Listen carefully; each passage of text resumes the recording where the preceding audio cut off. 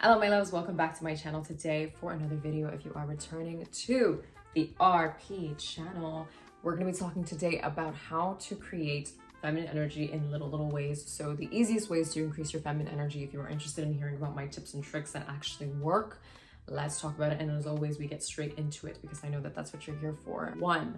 Create a feminine energy playlist. I know this one may sound like it's too simple to actually work, but it does.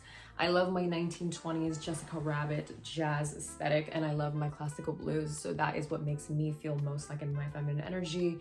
Obviously, I really appreciate the historic meaning behind it too. It actually talks about a lot of pain and struggle. I think it's very releasing to listen to music that is seemingly sad. Not all the time, obviously. I don't think that you should just drown yourself out in sad music all the time because it does influence your mind and your thoughts and things like that. But I do think it can be very releasing for stagnant energy. I love songs that make me feel sensual for me. It doesn't have to be for anybody else. It can be just for you. And it's something that makes you feel good, makes you feel uplifted, and makes you feel like blah, blah, blah, boom. So figure out what kind of genre that you like. If you're somebody that listens to music a lot, definitely find the one that makes you feel the most positive, upbeat, amazing, and just like in your highest vibrations, because that's gonna carry you through your days, your weeks, your months, your life, basically. Music in a way is like affirmations too. So especially if you're like falling asleep to it, or you're listening to it at the gym or whatever, even if you're thinking about other things while listening to music, you're subconsciously taking in those lyrics and that information and that vibe, even like the aura of the person who recorded the song and all that stuff. Like, I think about it very deeply. If it doesn't affect you to that extent, then obviously it's very different. But I think in general, feel-good music is one of the easiest ways to increase your feminine energy, and I always tell all my other girlfriends this. Right? Number 2, say thank you instead of saying sorry. So what do you do in this context? Basically, next time you're about to say sorry for being late, try saying thank you for your patience instead. And this is the reason why it works. Feminine energy is graceful, it's magnetic. It is not apologetic, right? This little swap rewires how you relate to yourself and also how you relate to others. I used to have the habit of over apologizing, but then I realized it really does strip you away of your beautiful energy. And I find that often people who over apologize are also tend to be seen as people who have low self-esteem. I think that's kind of a given. The way I started breaking this habit was by starting small, building my awareness when I began apologizing for absolutely no reason when it wasn't necessary. Even I call out my girlfriends for it when they overly apologize. I'm like, listen, I love you, but don't do that, because then it's like gonna become a habit for you and it's not gonna look good on you. You know, like, you don't want to be somebody who just over apologizes for everything in general. Like, why? Often the media attributes beautiful women as just like somebody who has like a beautiful face, whatever. We all know this. But I think when you get to know these little things as like, oh wait, somebody who has low self-esteem is usually somebody who's over apologizing or doing these little things. And regardless of how the person looks on the outside, if they display these qualities, it actually shows a lot of insecurity on their end. Regardless of how anybody looks, trust me, confidence is rooted so deeply within somebody, and you know a confident person when you meet one. The most beautiful combination is a physical aesthetic that's a match to your amazing personality. Literally, that's the most simplest formula for magnetism, confidence, all that stuff. 3, practice speaking to yourself in the mirror. The reason this works is because self-connection is a gateway to feminine energy. Doing it brings embodiment, and that means that when you're in the mirror and you're trying to embody the woman that you want to be, or you're acting confident in the mirror, you do it enough times, you're going to be able to do it in front of a million people, thousands of people, right? Because you're going to get so used to just embodying that character for yourself. I will say this though, if you have negative self-talk, take my advice and give it up right now. I cannot remember the last time I've said something negative to myself or about myself, out loud at least, because you know, when you say things out loud, that's when it really becomes real. The power of the tongue is very much a real thing, so be careful. But if there ever was a time that I did speak about myself negatively, it was so long ago that I can't remember. So just get rid of the habit if you have it right now. It's interesting because in The Power of Now, very amazing read if you have not read it. It's a very life-changing book by Eckhart Tolle. He mentions in the first few pages when he's talking about the way that he used to behave and the thought patterns that he used to have, and he's describing it, and then he says, you know, like, talking about it and reminiscing about my old life almost feels as if I'm talking about somebody else's life. Like, it doesn't even feel like mine. Like, my past doesn't feel like mine. I always related to this on a deep level because this is how I felt about changing my own life. It's like your past doesn't even feel like it was real. I look back at my old memories and I'm like, I don't even know what that was, who that was, where that was. Like, it's just crazy, but in a good way, right? Because I'm not I don't identify with my past. I think people who heavily identify with their past are unable to make changes because they're constantly stuck on what has happened in the past, who did them dirt in the past, yada, yada, yada. But because you're always looking back, you're looking behind you and about your past and things like that, you never look forward. You never try to make improvements. You never try to see the potential of what your life could be because you're always stuck on the past. I don't remember having those beliefs about myself, and I'm glad that I don't, because my life has changed so much, and the way that I think about myself and my self-concept has changed so heavily. Which, by the way, if you want to know more about how to change your self-concept, I have a whole worksheet on my online community. It's totally free right now, so get your spot right now. I'll leave the link below. But having that change in self-concept did wonders for me, because I no longer thought of myself as inadequate, not confident, incapable, all the other things that I used to believe about myself. Number 4, once in a while, my love, eat without your phone. Take a walk without listening to anything.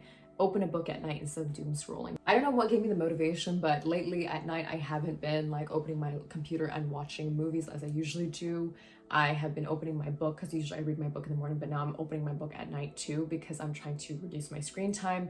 And I think it's because I'm working throughout the days so much and I'm doing so many things that I just want to watch a movie for the night. But I'm like, no, I know reading a book is going to be far more interesting in the end anyways. It's going to make me, allow me to think, it's going to articulate my English more. It's going to help me in many, many different ways. And bottom line, it's going to make me feel better than if I were to just keep watching movies, right? Like, everybody always thinks it's these massive changes, but it's not. It's like the little things that you choose to do every day that add up to who you are, like your character. My bottom line and my goal was to not only reduce my screen time, but also improve my sleep quality. So in order to do that, I needed to make that little sacrifice. 5, tap into your sensuality. The way you do this is going to look different for you and different for everybody. I think women even talking about sensuality or saying anything about it is very shamed or frowned upon in the media. It's very weird how we're unable to say anything about it, but I think sensuality can be for you. It doesn't have to be between you and another person. You can have things that make you feel sensual, make you feel good. For me, I think of romance as connecting to oneself just as much as you're connecting to somebody else. Like, as if you were connecting with another person, you can connect with yourself in the same way. And it's the same reason that I love the term like romanticizing your life. I do that so much with my own life, and I think that you are capable of making your life so romantic for you. Like, it doesn't have to be for anybody else. It's always, I find that people nowadays at least, are motivated often by what they think other people are going to see them as. Like, they think about what other people think about them before they do something. But this can be just a simple thing that you do for yourself. I love reading classic romance novels. Yes, even some of the heartbreaking ones. I loved The Great Gatsby. I'm definitely going to read it again because it was an amazing book. I'm currently reading Pride and Prejudice, and if you're wondering, yes, I am obsessed. The thing that you learn as time goes on is the people that have the most boring lives are the ones that are incapable of making magic out of it, or even incapable of just seeing the magic that they could potentially create out of their lives. Number 6, celebrating others strengthens your own feminine confidence. The way that I look at it. If you want to be confident, you have to be willing to be around confident people. Now, what do I mean by this? You have to be willing to put your ego aside and lovingly compliment the people around you. This is another thing to take away. And if you're going to take anything away from this video, take this one thing away, which is that if you are the most confident person in your circle, then you are definitely in the wrong circle. I used to think I was so confident. I used to be the most confident one in my friends, and then I made new friends. Now, all of a sudden, I wasn't the most confident. I was actually the most insecure. You get so used to the idea that you are the most confident person because you haven't seen anything other than who you're constantly around. So that becomes your new normal. Let that sink in. That was such a revelation for me too, because I was like, what? Me? I thought I was so confident. Until you walk into a room and you realize, I don't know a flippin' thing about confidence. And it's one of those skills that you have to learn, relearn, sharpen.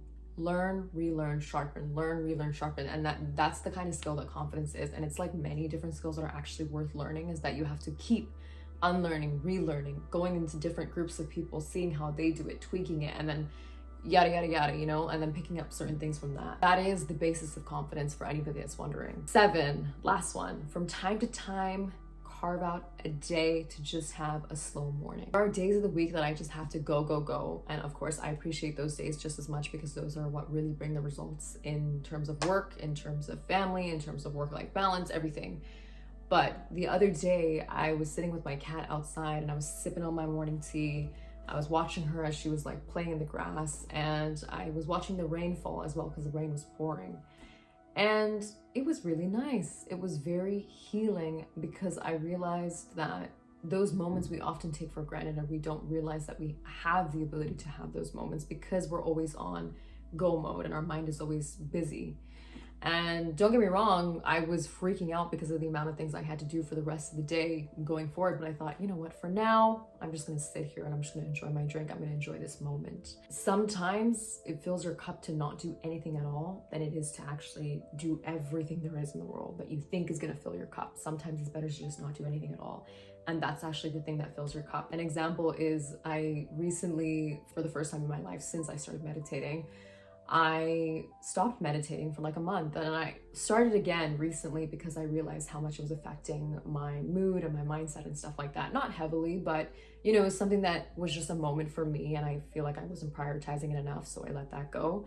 And I've also been taking a lot more rest days from the gym, so a lot more time to recover, and I totally feel like I used to underestimate the power of rest. And the reason that it's so important is because it gives your mind, body, and soul time to just come back together and like recharge. And I think that is so important and crucial to increasing your feminine energy in general. Whatever responsibilities that will come shall come when they come, and we deal with it when they're here. But for now, we live here in the present moment. I've been trying to stay here because I realize, you know, one day you're gonna miss it and you're gonna regret not having paid more attention to the moments in your life that actually made your life worth living. So that is all for today's video. A little quick one for you guys. Let me know what you thought of it. I love you so much. And again, online community is open. It is free for a limited time only. I will leave the link below if you're interested in connecting with like-minded women, myself included, getting access to maybe knowledge that you didn't know prior. I hope that you learned something from it, and I guarantee that you will. We're about to go into book club season, by the way, so we're going to be doing that